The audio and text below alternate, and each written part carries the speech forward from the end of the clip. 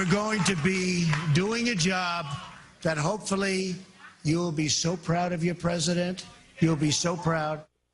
Donald Trump in his acceptance speech night before last, President-elect Donald Trump. We are now in a position to watch a transition between, I didn't mean for that to rhyme, but Trump and Barack Obama meeting today and pledging a smooth transition, but for some, it's not a smooth transition. No, not at all, because sometimes your candidate wins, sometimes your candidate loses, and sometimes you're just glad the election is over. Either way, you might be having a little post-election stress disorder. What can you do to recover? That's why we bring in Veronica Sites, who's a counselor specializing in stress management. She also wrote Conflict Resolution Solutions. Good morning, Veronica. How are you?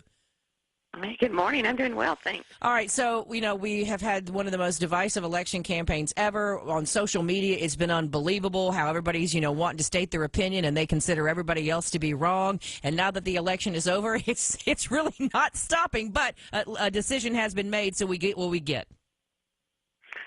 Yeah, we forget to focus on facts. Opinions aren't going to change just because an election is decided. It's, if we focus on facts, then we can adjust our behavior. But people have taken this very personally, and at this point, the personal action that an individual takes is going to make all the difference in how we move together as a country. Hey, Veronica, this is the first election where social media has really, truly allowed people to use it as an outlet of expression. I know we had it in 2008 and 2012 and everything, but this is really the one that's truly. Is this? I know people have lost friendships and quote unquote unfriended others on social media, but can social media be a detriment to ourselves? It can be when, as individuals, when we use our profile on social media as an unfiltered place to dehumanize how we interact with each other, it creates a lot of volatile emotions, and emotions within themselves reactively are prone to make bad choices in how we interact with the person on the other end of their profile.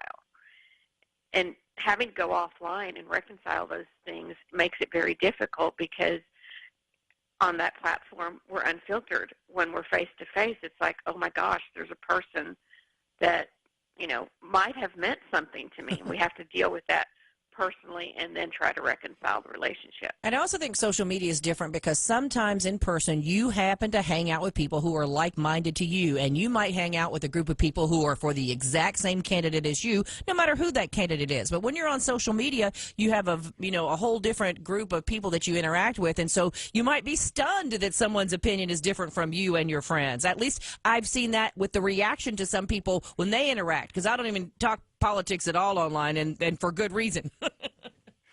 Yeah, and it's wise to set those limitations on there. But social media has become a platform, not just socially. It's become a marketing tool for corporate, home-based businesses, small, the stay-at-home parent that's working from home, and it has become a venting platform that people just have to recognize authentically when you're building your audience.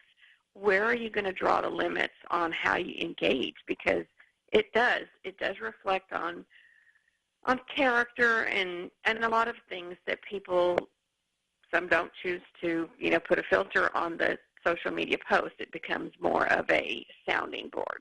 Yeah, absolutely. So acceptance, it can be a very easy thing for some folks, but what you're saying is that acceptance is not something that just comes automatically when we double down emotionally, right? So and invest. Do we stay off social media for the next few days? The main thing is to recognize if social media is igniting and triggering, within yourself become escalated in things, then, it's okay to step away from social media. But remember that when you re-engage, you're still going to have to decide, how am I going to interact, and am I going to continue to allow, the election decision to impact me? The number one thing I would say to listeners is consider yourself victorious in what you can control, whether your candidate won or not, because you do have the ability to implement self-control, we don't have to focus on being victims of our candidate not having been elected. That's a good point. It's a very good point. Veronica Sites, she's an author, and she's one of our friends on this program, and she specializes in stress management. Check out her book, Conflict Resolution Solutions. Veronica, thanks for joining us on Memphis Morning News. Hope you have a terrific day. You too. Thank you. Thank you. And, I think it doesn't even matter whose post sometimes. You can see posts from people who you might agree with or not politically. It doesn't even matter. Sometimes they're just so outrageous. It's like, what are you thinking? So, yeah. And then I do really, I know a lot of people are stressed out. And I know, it's like I said, with anything, the years your candidate win, it's great. The years your candidate loses, not so much. And when you're inundated with the whole thing on social media, I guess it just exacerbates everything. Absolutely. And the word for the day maybe is exacerbates. Thank you, Karen, for throwing that one in. What was the one you said earlier, rascal? Yeah, rascal. I think exacerbates trumps that.